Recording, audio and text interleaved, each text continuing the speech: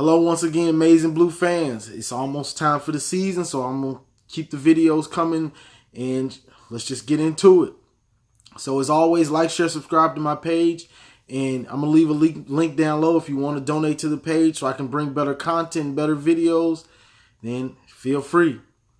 But let's get into it. Now, I wanted to talk about Michigan's defense because if you got a great defense, you can get away with a lot of things. You can have a mediocre or lackluster offense, and that defense can carry you to the playoff almost. I mean, some games, the defense is going to have one, maybe two bad games or subpar games. But for the most part, if your defense is locked in, they can take you almost anywhere.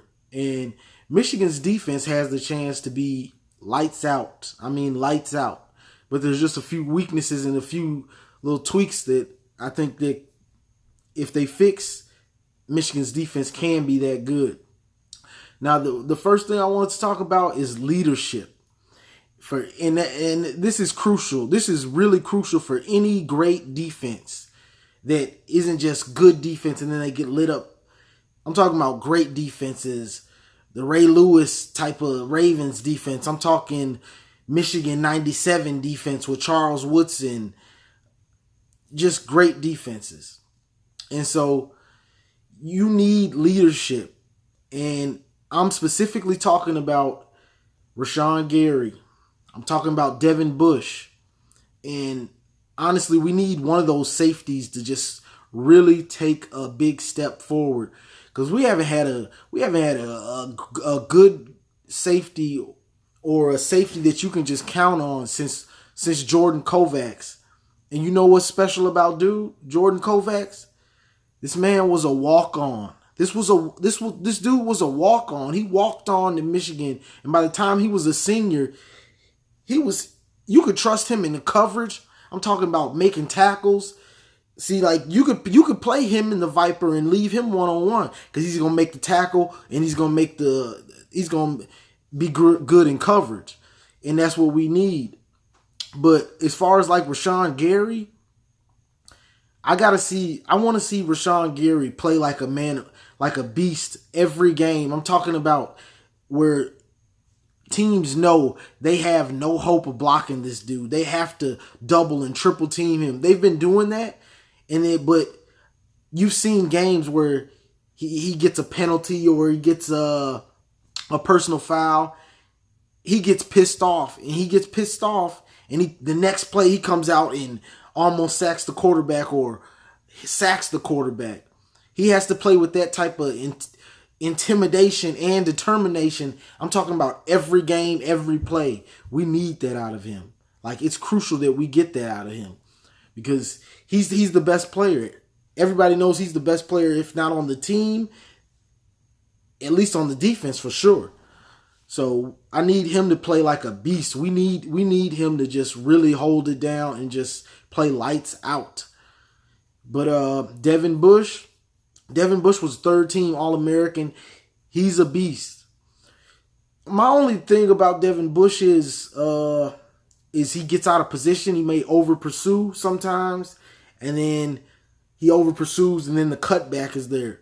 I need to see him be a little more disciplined, and hopefully he's put on some weight so he can get those solo tackles and everything like that. Because when you need a little more weight to just really just stop, when you're getting bigger backs and things like that, or a big quarterback to just, stop him dead in his tracks. Because he's gonna come with the speed and the power, but you need some weight behind you to just stick it to the ball carrier.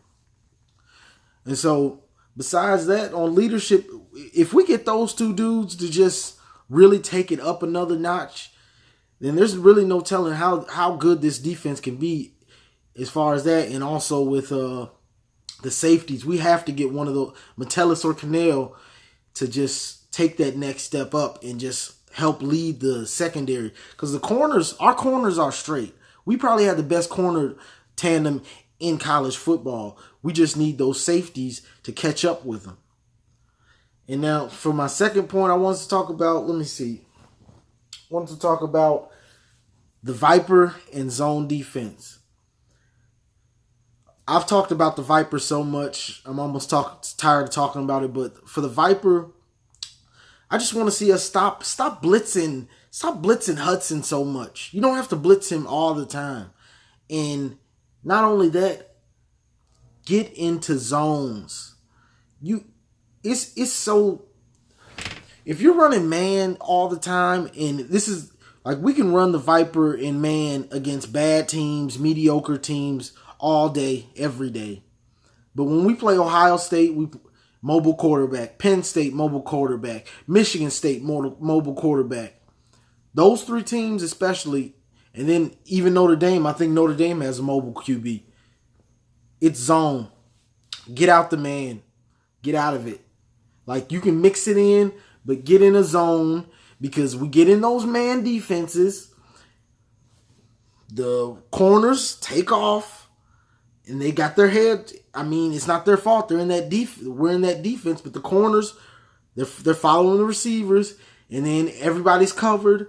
Then nobody's watching the QB, and the QB kills us on either run pass option, or he just scrambles out of the pocket and it just kills us. If you're in a zone, you have players stationed in position and everybody is watching the quarterback. You're not going to be able to run around like that. Like, it's just not going to happen. So when we play those teams, I want to see us get into zones, and just the only way you have to come out of that zone is if you're just getting killed in the run. But me personally, you get into cover three, and you should be able to handle the run and the pass. Like, they may get some yards, but you should be able to stop them with that cover three. If that safety that's coming down is coming down and hidden and being that, so you're basically having 8 in the box in a cover three. The two corners are bailing, and the safety is bailing, and one of the safeties is dropping down. So that's what I want to see. Get in when we play those teams, get in the cover three. Just get in the cover three, cover two. I don't care. Get in the zone so we can watch the quarterback and stop giving up free yardage to these offenses. Because that's how you have to beat those type of teams. You have to zone it up. Because the cover three, it was really made famous almost with Seattle. So that's what Seattle ran and has been running since they were just dominant. When they were dominating the league, that was a cover three they were running. So besides that, let's see. I got another point. The safeties. I mean, what more can we say about this? Metellus and Cannell. It's crucial for those two dudes to handle their business in this defense. Because besides that, I don't see a weakness on the defense. That's the weakness on the defense, is our safeties and coverage. That's the weakness. I mean, last year we gave up some yards on cutbacks sometimes, and certain dudes might get some yards just because it was a freak of nature, like Saquon Barkley. But besides that, the defense, the front seven and all that, they held up. The corners held up. It was the safeties. Besides when Saquon Barkley was on Mike McCrary and he was torching him, but the safeties were getting beat too. So it's crucial that the safeties take that step. I mean, I just can't say it enough, because our defense has the chance to be so lights out that it can just carry us all the way through the regular season. So I want to see that defense just take that next step, and from being a good defense and to a legitimately great defense. Like, the potential, it's all there. Team full of young dudes, and they've all got a lot of playing time. So it's all right there. It's just those weaknesses, got to cover up those weaknesses. But for the most part, I'm hyped about to see how good this defense can be, because this defense can be great. Definitely can be great. But I know we got a couple young dudes coming in We got a couple young. I think the weak side linebacker is going to be a redshirt freshman, and I'm hoping that he's got the speed to cover. I mean, Mike McCreary, he was getting beat by Saquon Barkley.